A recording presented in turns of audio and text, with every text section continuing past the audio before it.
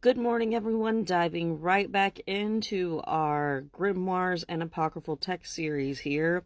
We're going to talk about the complete book of Enoch.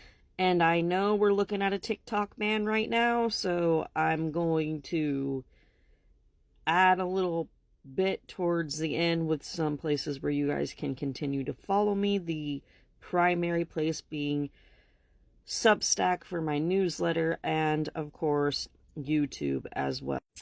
The Book of Enoch, also known as First Enoch, was once cherished by Jews and Christians alike. This book later fell into disfavor with powerful theologians precisely because of its controversial statements on the nature and deeds of the fallen angels. The Enochian writings, in addition to many other writings that were excluded or lost from the Bible, i.e., the Book of Tobit, Esdras, etc., were widely recognized by many of the early church fathers as apocryphal writings. The term apocrypha is derived from the Greek word meaning hidden or secret. Originally, the import of the term may have been complementary in that the term was applied to sacred books whose contents were too exalted to be made available to the general public. Here are some of the chapters, and this, of course, is from Bible Read Online. We have the Book of Enoch, then the Watchers, the Creation, Fallen Angels, Intercession of Angels, the Book of the Words of Righteousness, Taken by Angels, the Holy Angels, Book 2, the Parables, the Second Parable, Book 3, the Book of Noah, Calling of Enoch, Judgment of Angels, Secrets of the Parables, Book 4, the Kingdom of Heaven, the Luminaries, Heavenly Tablets, 1 Year to Record, Visions, Book 5, the Epistle of Enoch. Then we have Wisdom of Enoch, and there are 3 chapters of that. Fallen Angels, Revelation of Enoch, the Dead Sea Scrolls, the Book of the Giants, Evidence of Giants, the Testament of Solomon, and some external references to Enoch. And then I'm about to show you this from the Christian Classics Ethereal Library at ccl.org. From the Apocrypha and the Pseudographa of the Old Testament, from R.H. Charles, Oxford, the Clarendon Press, Book 1 of Enoch. It says, the words of the blessing of Enoch, wherewith he blessed the elect and righteous, who will be living in the day of tribulation, when all the wicked and godless are to be removed. And he took up his parable and said, Enoch, a righteous man, whose eyes were opened by God, saw the vision of the Holy One in the heavens, which the angels showed me. And from them I heard everything, and from them I understood as I saw, but not as for this generation, but for a remote one which is for to come. Concerning the elect I said, and took up my parable concerning them.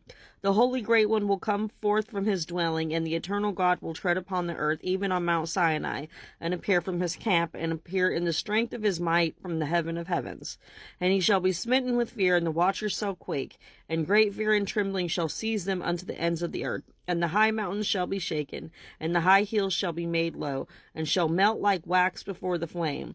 And the earth shall be wholly rent in sunder, and all that is upon the earth shall perish, and there shall be a judgment upon all men.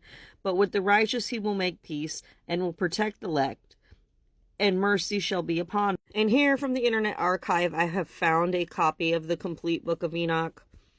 Book 1 being the Watchers and the Blessing, which I just read a little bit. This is also called Ethiopian Enoch. In Daniel 12, 9-10, we hear of words that are shut up until the end of time, and words that the wise shall understand and the wicked shall not. In addition, 4 Ezra 14:44 mentions 94 books, of which 24, the Old Testament, were to be published, and 70 were to be delivered only to the wise among the people. Gradually, the term Apocrypha took on a pejorative connotation, for the orthodoxy of these hidden books was often questionable.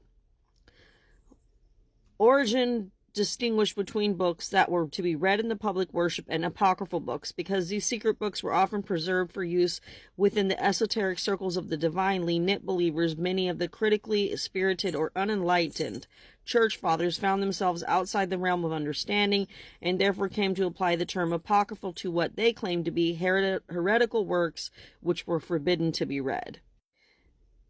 In Protestant parlance, the Apocrypha designate 15 works, all but one of which are Jewish in origin and found in the Septuagint, part of Second Esdras are Christian and Latin in origin. Although some of them were composed in Palestine in Aramaic or Hebrew, they were not accepted into Jewish canon formed late into the 2nd century AD. The reformers, influenced by the Jewish canon of the Old Testament, did not consider these books on par with the rest of the scriptures.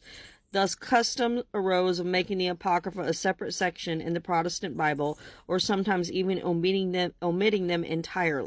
The Catholic view, expressed as doctrine of faith at the Council of Trent, is that 12 of these 15 works, in different enumeration, however, are canonical scripture, and they are called the Deuterocanonical books.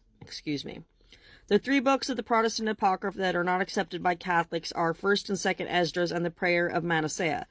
The theme of the Book of Enoch, dealing with the nature and deeds of the fallen angels, so infuriated the later church fathers that one, Philastrius, actually condemned it openly as heresy. Nor did the rabbis deign to give credence to the book's teaching about angels. Rabbi Simeon ben Yochai in the 2nd century AD pronounced a curse upon those who believed it, so the book was denounced, banned, cursed, no doubt burned and shredded, but last but not least, lost, conveniently forgotten for 1,000 years. But with uncanny persistence, the Book of Enoch found its way back into circulation 2 centuries ago. In 1773, rumors of a surviving copy of the book drew Scottish explorer James Bruce to distant Ethiopia. True to hearsay, the Book of Enoch had been preserved by the Ethiopic Church, which put it right alongside the other books of the Bible. Bruce secured not 1 but 3 Ethiopic copies of the book and brought them back to Europe and Britain. When in 1821 Dr. Richard Lawrence, a Hebrew professor at Oxford, produced the first English translation of the work, the modern world gained its first glimpse of the forbidden mysteries of Enoch. Most scholars say the present form of the story in the Book of Enoch was penned sometime during the 2nd century BC and was popular for at least 500 years. The earliest Ethiopic text was apparently made from a Greek manuscript of the Book of Enoch, which itself was a copy of an earlier text. The original was apparently written in Semitic language, now thought to be Aramaic. Though it was once believed to be post-Christian, the similarities to Christian terminology and teaching are striking. Recent discoveries of copies of the book among the Dead Sea Scrolls found at Qumran proved that the book was in existence before the time of Jesus Christ. But the date of the original writing upon which the 2nd century BC Qumran copies were based is shrouded in obscurity. It is not, in a word, old. It has been largely the opinion of historians that the book does not really contain the authentic words of the ancient biblical patriarch Enoch, since he would have lived based on the chronologies in the book of Genesis several thousand years earlier than the first known appearance of the book attributed to him, although in the book he commands his son Methuselah to preserve the book unto future generations, which in and of itself is a call to copy the books he wrote so they might not be lost to the ages. Despite its unknown origins, Christians once accepted the words of the Book of Enoch as authentic scripture, especially the part about the fallen angels and their prophesied judgment. In fact, many of the key concepts used by Jesus Christ himself seem directly connected to the terms and ideas in the Book of Enoch. Here's a bit about that from the Wisdom of Enoch. That it mentions his son Methuselah and the saving of the book.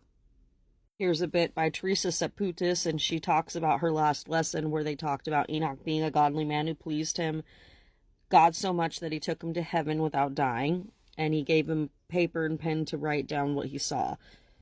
This is Enoch's description of fallen angels. Chapter 19, verses 1 through 3, expand on an incident mentioned in Genesis 6, 1 through 2, and it says, "And Uriel said to me, Here shall stand the angels who have connected with these women, and their spirits assuming many different forms are defiling mankind, and shall lead them astray into sacrificing to demons as gods. Here they shall stand, till the day of great judgment, in which they shall be judged till they are made an end of. And the women also of the angels who went astray shall become sirens. And I, Enoch, alone saw the vision, and the end of these things no man shall ever see as I have seen."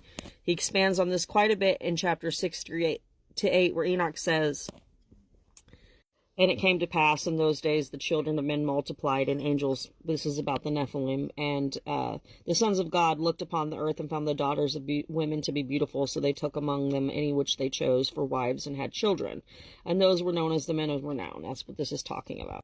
But here's the bigger deal, where they made the agreement on Mount Hermon, and they bound themselves together, and he names some of the leaders, which is the names of the different demons supposedly listed here, and they are supposed to be chieftains, leaders of tens. So they have like armies, basically. And they took unto themselves wives. And that is the Book of Enoch, and these were to become the great giants, which we have giant bones in the Smithsonian. But again, for TikTok purposes only, this is entertainment, and I'm just showing you some information that I find